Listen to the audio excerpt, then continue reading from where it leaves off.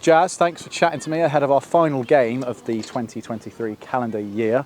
We've been through a lot this year and we've got a lot to talk about, but before we go into that, I thought we'd talk a little bit about the Cardiff game this weekend. Obviously, after the back end of last week, tell me how you're feeling. Yeah, there's a really positive vibe within the camp here at the moment, obviously with the result against Oxford and progressing to the fourth round of the FA Cup.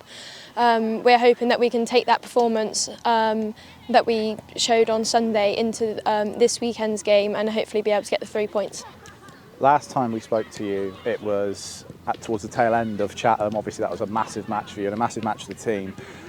I'm speaking to you after another match where you had a vital role in keeping us in it. How did you feel across the 120 minutes you played and obviously the penalty shootout? Yeah, so obviously 120 minutes plus penalty shootout, people think, in goal you don't necessarily do running, but trust me, I was drained after that just as much mentally. It was really good to be able to just keep the team in the game. I came up with some good 1v1 saves and tipped one onto the crossbar as well. So yeah, just really happy to contribute towards the result that happened on Sunday and hopefully we can progress in the next round as well.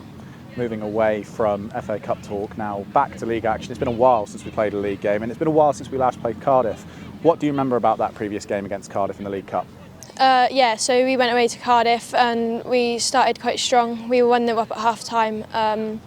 Unfortunately we let it slip in the second half. I think we dropped below our standards that we know and we unfortunately exited the cup at that stage.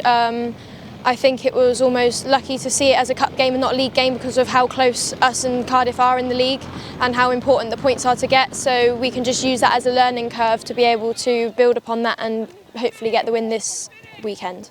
Obviously, Cardiff are a side that managed to get the best out of the match last time we played them. You've had a really good positive run at home and this game is at home this weekend. Are you and the players confident that you can end the year on a high and also make ourselves more solidified in the league this season?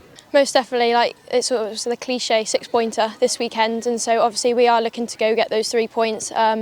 With the results that we've had in the league recently and in the cup, we're on a strong run. As you say, it's at home as well, so hopefully we can get some backing off the fans as well. And yeah, we just want to be able to perform and get the 3 points this weekend. And moving away from obviously this weekend's match, the final thing to ask really is, this year has been a roller coaster for the team in terms of the calendar year. What's been the biggest highlight and achievement for you personally, and what do you think perhaps been the most memorable moment for you as a team in general? So I think if we go right back to the start of the year, the home park game against Cardiff, that was a real highlight to be able to get our first win at home park in front of so many people. Yeah, that was an amazing day to be part of. I think personally as well, achieving those 50 appearances for Plymouth Argyle is a real proud moment for me. And like I said, I like representing this club and I'll carry on doing that for however long I'm here. So yeah, and obviously tail end of the season before, we managed to stay up on the last day with that good result against MK Dons. So yeah, hopefully we can be able to get into a more solid position going into the back end of this season and hopefully be able to be more confident with our games and get more points.